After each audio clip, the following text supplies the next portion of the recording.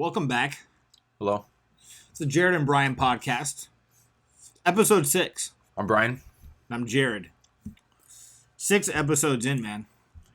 This is good. It's half a dozen. It's going real official. It's a baker's half dozen. Does a baker do a half dozen or just a dozen? They do. I don't know. Why do they call it a baker's dozen? Because they hook you up. Because a baker's a nice guy. Because it's 13. Is it a baker's dozen because they bake 10 and then just like yanking 2 for themselves? Well, no. You get 13 out of a baker's dozen. When you get a baker's dozen, you get an additional 1. This could be per certain donut stores I've been to. So is the half baker's dozen? I was just saying 6. Would that be 7 or like 6.5? 6 in a donut hole. 2 donut holes. Just okay. That's fair. What if you're not buying donuts? What the hell are you buying at a donut store? You get a mini muffin or something? Does the same baker's dozen apply on muffins? Yeah. Are people buying muffins in that high dosages? Who just buys one muffin? I've never bought more than 2 I would get an at a time. assortment. Well, but they're fresh. For yourself, or is this just to have? Are you stockpiling What muffins? about the family? I'm just okay, that's a big family. You're right. How about this? I can see easily me needing 13 muffins. Me too. I think it would apply to muffins. Well, you don't want to short. You don't be short on muffins. You know, this is something that's very important to think about, especially if you own a donut store. Especially if you want to get into the business of selling things in a baker's dozen. And that's actually the topic of the podcast. Baker's dozen? Starting a business. Okay. Because what a baker's dozen is, it's an incentive to make people fuck with you. It's like, oh yeah, I'll get a baker's dozen. It's like getting a free one. It's an appreciation ticket that makes the consumer feel some gratitude towards the business. And that's how you develop a customer bond. Yeah. What's a start? It's a good start. It's something that you should probably think about, if you're going to start a business. And that's what we're talking about today. Starting a business. We actually talked about how millennials are not doing so hot economically because it's rough out there. Because of a lot of debts they have to acquire in order to get anywhere in society as of right now. We're going to college. And the system as a whole is geared against them. Right. So what we're doing is talking about, how to start businesses, or at least our knowledge of starting businesses. And I think it's a good thing for everyone to take into consideration doing, especially because right after you get out of college, it might not be a bad idea to take 2 years and see what you can do with a loan, or see what you can do with money that you've saved up mowing lawns, or whatever the case may be. Don't people take 1 usually? I would say you could take 2 years to start something and gain and see if there's traction. If after 2 years, it ain't going nowhere, then at that point maybe it's up to you. But it's good to set yourself a timeline. Like what's a lot of businesses that someone could do at that age? I know a lot of people do clothing companies. I know, like right now, what clothing companies? Shit like that. I wouldn't recommend doing anything like that unless you understand how you would scale that and what that entails. Because a clothing company, I've actually had one, and it's very difficult.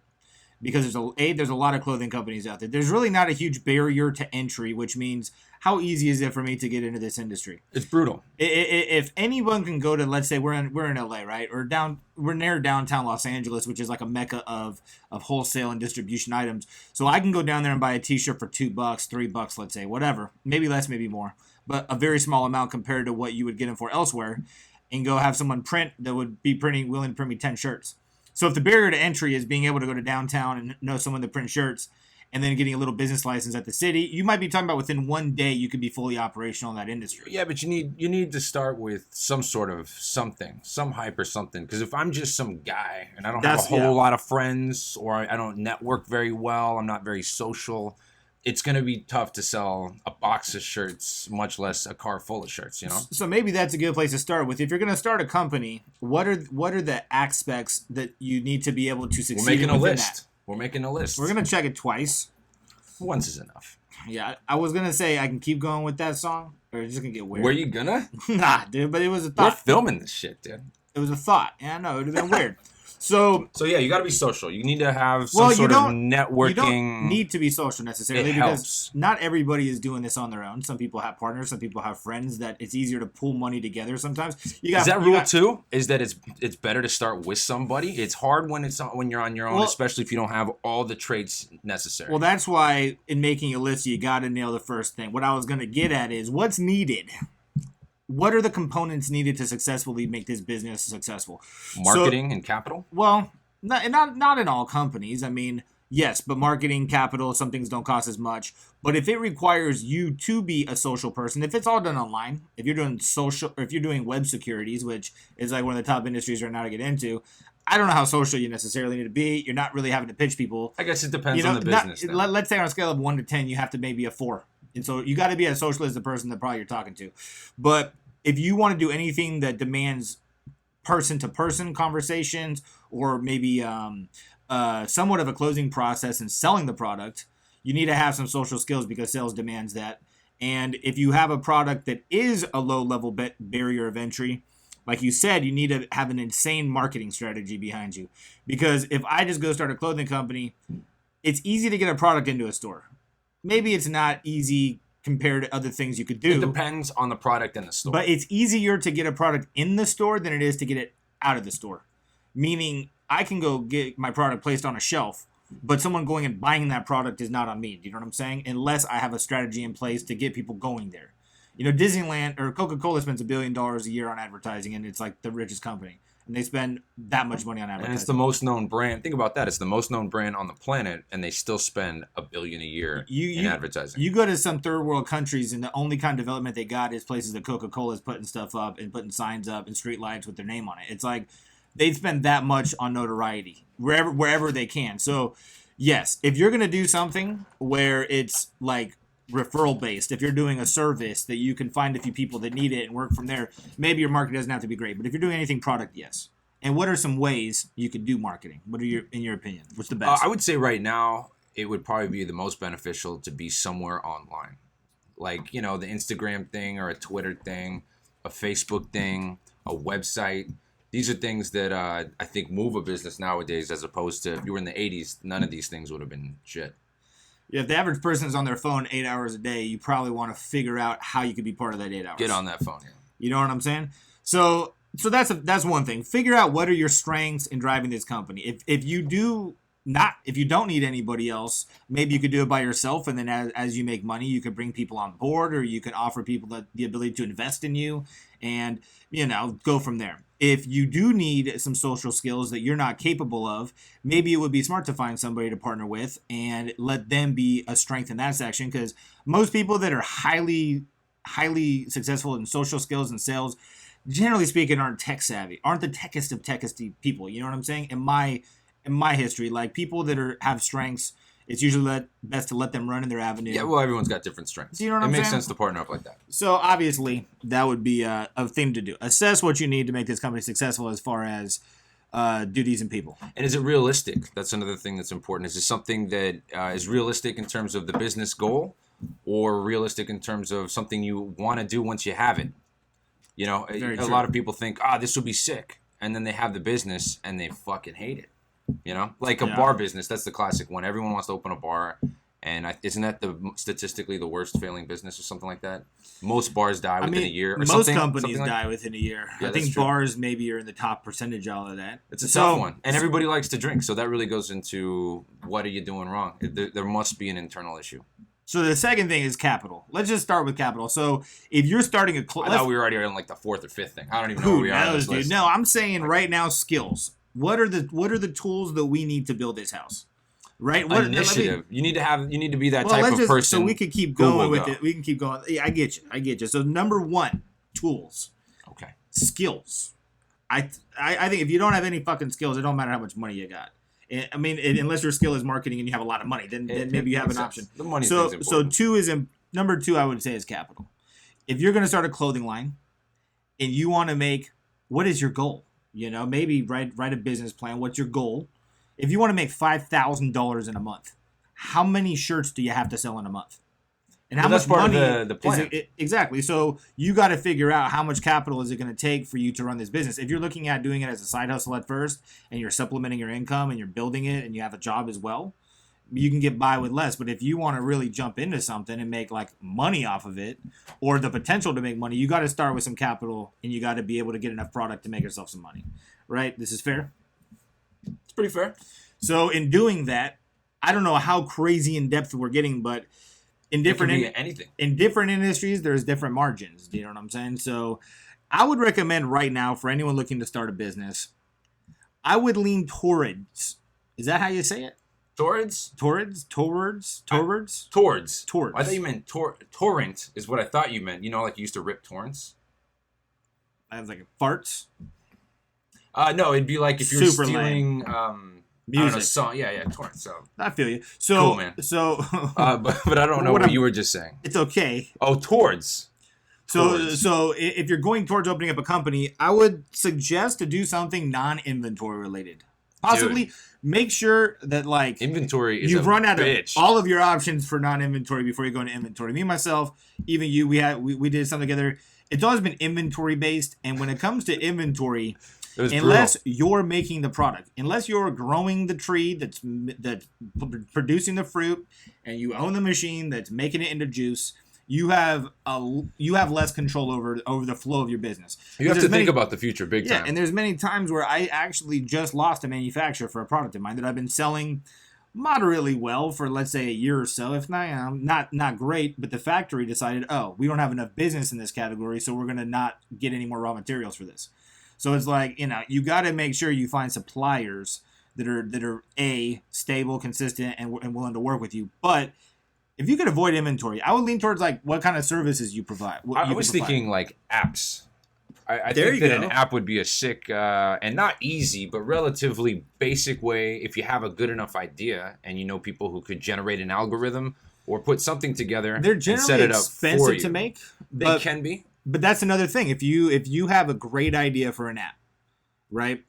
And you are able to find someone that's tech savvy and they believe in that idea, their work might be worth their investment into being a partner with you. Yeah, or something just like in Facebook, the guy bartering who painted to a degree. who painted their thing, they gave him like 5% share or like 2% or 0.5%. I don't know what he got. I think it was under 1%, like and a tenth of a percent. Like fucking rich now. Yeah, it was worth a lot. So there you go.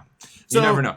As far as companies when it comes to number 2, I would say capital. How much does it really take to make this company successful, or at least to get it started? And how much are you going to look to generate in order to make a goal amount of money or whatever? Do you know what I'm saying? What do you think about like people who believe in the idea as being the third one? You need someone to believe in the idea or have someone back you up a little bit. I think if we're talking about like to a get product or a service. So if you're doing the app or you're doing shirts or whatever or a restaurant, you need to have, I think, outside of you, eventually, you will need some sort of support. Yeah, I think most people aren't going to go from I have an idea to here's an investor. I think it's probably I'm putting good. it on the list. I don't know if it's fucking No. What I'm saying is it's probably good if you have any kind of an idea to get some people you trust and get some opinions on it, first off.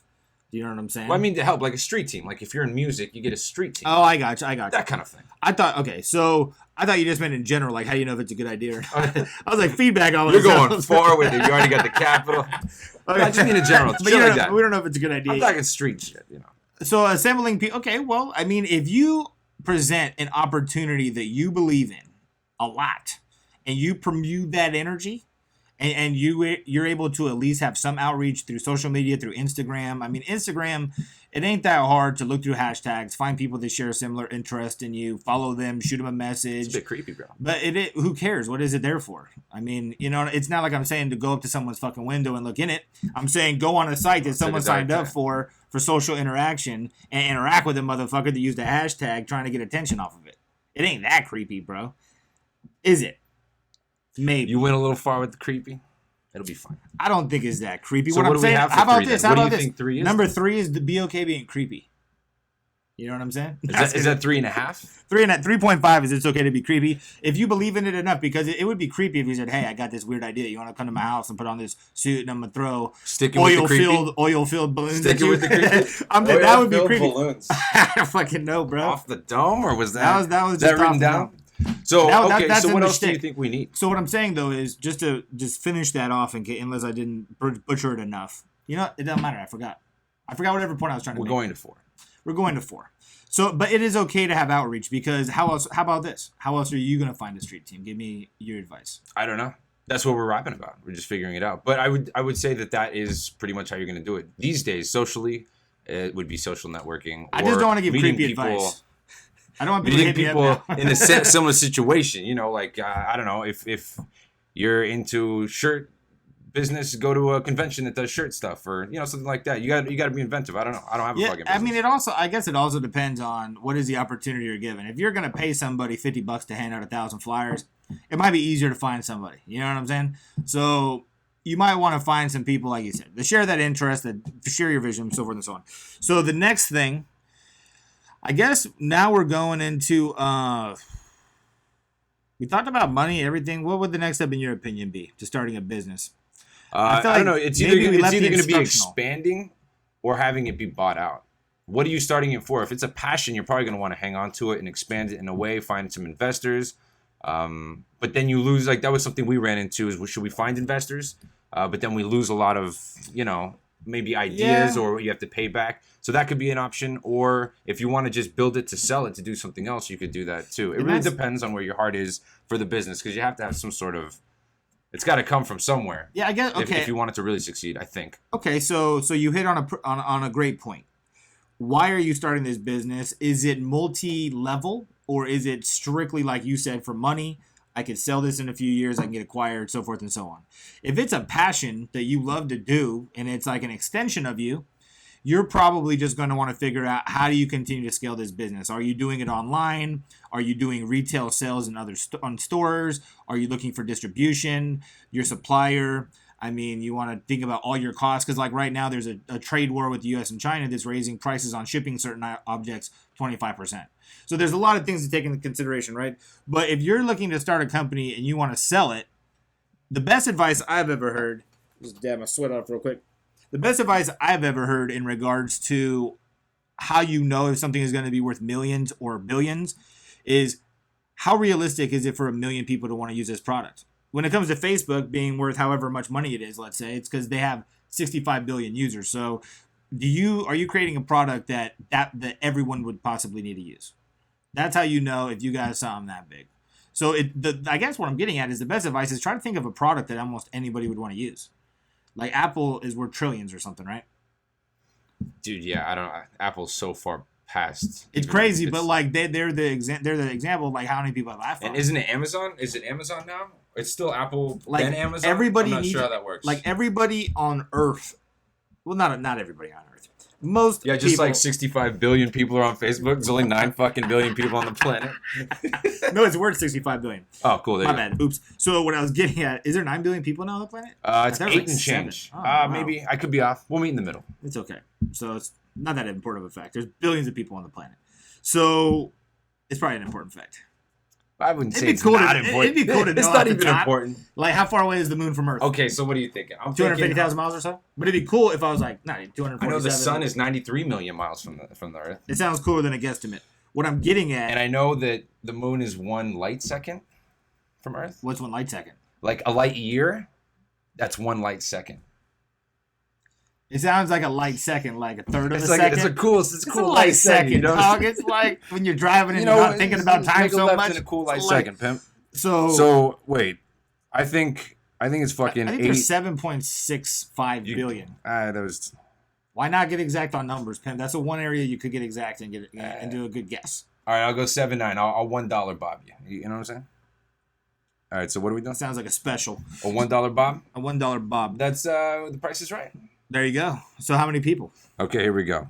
So yeah, so what we're getting at is, if you're selling a super niche product that like only, like a lot of people focus on selling baby products, for instance. Why? Because people are always having babies. Do you know what I'm saying? 7.53 billion. I don't know what you said, but it's close to that. 7.65. Is that what you said? Yeah. Okay, that's pretty good. Pretty close. I was a lot better than 65 billion. I was within hundreds of millions. Fair enough. So, okay, cool. So if you're trying to set, like, that's what I was getting at. So a lot of people want to get into the baby industry. Why? People are always having babies. Do you know what I'm saying? So that would be like a good idea. That's If a huge market. if you could do something for babies, let's say, that everybody could potentially use. Like, everyone's seen Shark Tank probably at this point. You know what it is. So you want to enter a market where there's a nonstop flow of customers. You don't want to start a company based off a niche that's a trend, like fidget spinners. It was probably not a good idea for people that invested all their money into fidget spinners. That's a real quick. That's like a hustle. That's you know a super quick thing. Like, that's one of those things where you only buy what you're willing to lose half of. You know what I'm saying? Because the barrier to entry, all someone got to do is go to Alibaba and buy some fidget spinners. It ain't that hard to write up an invoice. You know what I'm saying? So try to think of a demographic that's always, there's a flow of customers, the revolving door. That's a good start. When it comes to babies, we could talk about products, or you could also talk about service. Daycares are always cracking because people always need daycare, right? So, I mean, these are just a few ideas. Try to... It's got to be something. I think the nail on the head here is it's got to be something where there's going to be a continuous flow. Like, everybody's got to eat, everybody's got to shit. Those are the things that they always say, the classic things. Everyone's going to have babies, and it goes from there. I don't think that niche things are really going to have longevity unless you're doing it just to sell it real quick. But most niche things go pretty quick. Yeah, so try to find a product that's going to stay in rotation, that's going to have a steady flow of a consumer base. And if it's a service, just the same, whatever. But so you're going to want to make sure you got the capital, you got the skills, you have an idea of your customer base, you have some idea of marketing. I mean, this day and age... And longevity. You want to know how far this can go. They're kind of with the whole flow thing. And, money. Should you take on an investor? This is a very important thing because... We have this. There's two sides to the coin, though. My opinion is this. If you take on an investor, it's for a few reasons. You desperately need a lot more money than you could possibly get your hands onto.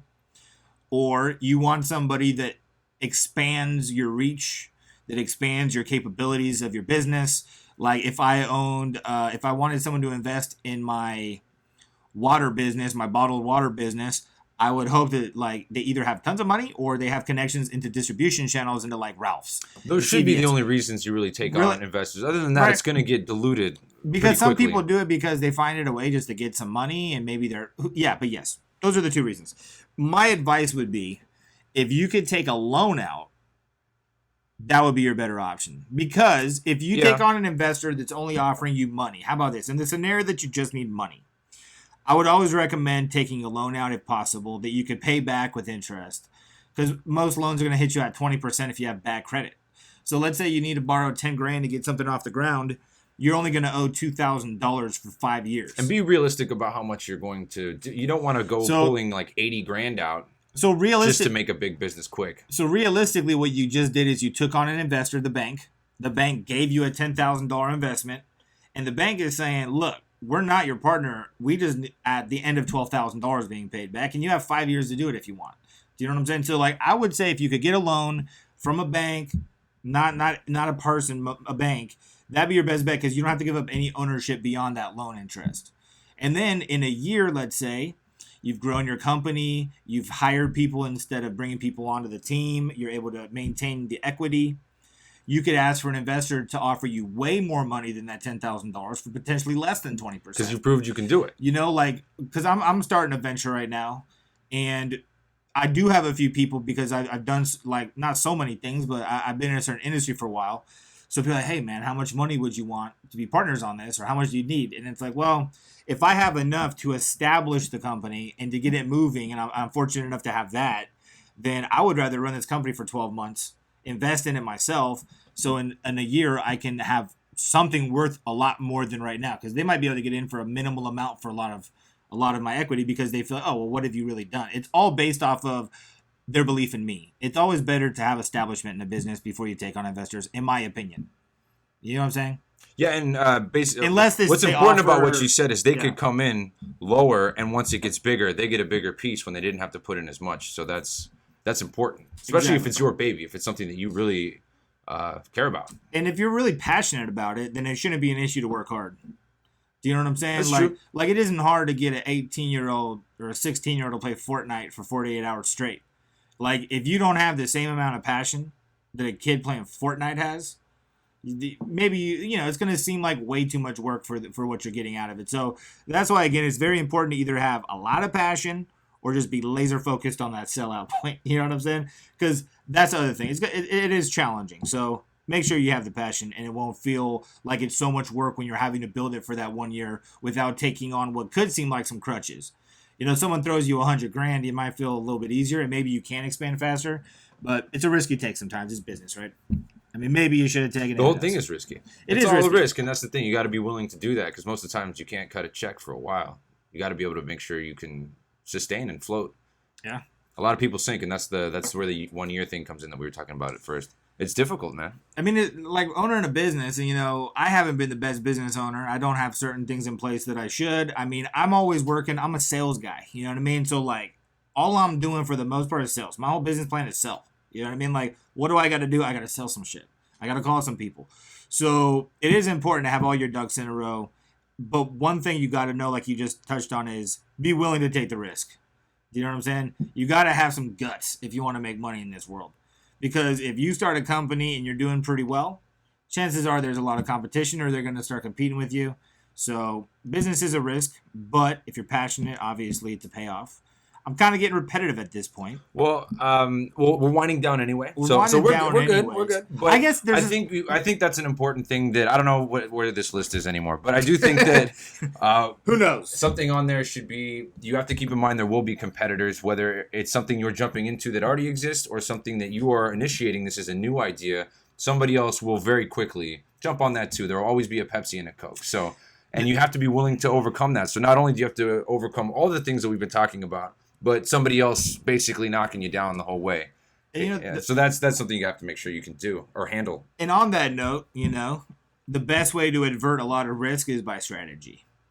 Yeah. If you're ahead of the game, you don't really got to worry as much. So find something that, I guess what I'm getting at is just try to stay ahead, especially in competitive areas.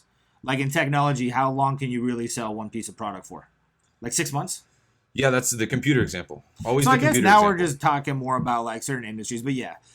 Regardless, I think the list was find out the skills that you need, find out how much money you need, figure out if you need an investor. What else, list. Dude? Fuck this There's list. technical things we didn't go over, like open a bank account. I would say most importantly, which is kind of how we were ending it anyway, because we got to wrap it up, is you need to have a business plan. A lot of people think that they just can put some stuff together. They can, if we do this, we'll get this much. We spend this much, but you don't think about all the little things like packaging. That's a big one. But anyway, you need to have a full plan of how it's going to work, like a 1 year, a 5 year, a 10 year, and it's got to be a realistic plan. It can't just be if we buy 5 of these at this price, then we sell them for this price. We'll make this much. That's not how it works. That's a swap meet mentality. Yeah, it's got to be way more detailed for a successful business. And it's got to be thought out. And as an individual who's not extremely well structured, and like I said, my sales plan has always been, which I need to really get better at. I could take my own advice too, or I should. It's like going to the gym and not having a workout in mind that you're about to do. That's like not having a business plan. Unless you're really, really, really intent that all you're going to be doing is one cardio exercise. If you want to get a full body workout and you really want to take advantage of the gym that you're at, you should probably go in there with a regimen. A plan. Right? And totally. Like, even if you don't want to do that, imagine how much more you can get accomplished if you said, I'm going to do, like, when you go to a personal trainer, they're not, all right, cool, bro. Work out for 30 minutes in this general area. Let me know when you're done, bro. Yeah, like work out till you sweat, drink some water, and then, look at yourself a little bit. Nah, man, they got you doing 10 of these to 5 of these, and 5 of these and 10 of these. And they're pushing you to do more. Exactly. They're not letting you just do the little bit. They're pushing you past what you think you should be doing, and that's how you grow. And next time you go in, they're going to push you even more. And you should be doing the same thing when it comes to your business plan. Exactly. Or else you're just going to the gym for an hour, and who knows what the hell you did. Yeah. You just feel good. A lot of people will just go and run for fucking 40 minutes. That's me. Hey, that's fine for now. We're starting. That's me, We're man. starting. But you gotta eventually, next day you're working on this, next day you're working on that. You're upping the dose every time for a solid plan. Treat your business like your body. Is that the name of the podcast? Should we write it here? Treat your business like your body. Hashtag. Obviously, I focus on one thing: eating sour cream. You like sour cream? I love sour cream. Dude, I like chili cheese fries. Gross, dude. With onions? Really? No onions. I'll have it with onions. But you just threw something you don't like into it. The sanctity of fries and ketchup, though, are like to the point where I can't separate the two. That's good stuff. But chili cheese. You shouldn't have to eat fries with a fork, bro. Chili cheese. Anyway, we shouldn't take any more time. It's pasta to me, dude. Pasta? Chili cheese pasta? Is that a thing? I thought you said pasta. Let's edit that out. That's a thing. Chili cheese pasta. No, let's keep it. It's a company. In fact, we'll recommend a company to people too. That's a business opportunity. We appreciate you. We appreciate you chiming in. Leave a comment about what? What you want to hear? What you want to hear? Chili cheese fries or ketchup Subscribe. fries? Make sure you turn on the ding ding. I just noticed we don't do that. So that's how I want to end it. Let us know if you like that. Just let us know what you like. Let us know.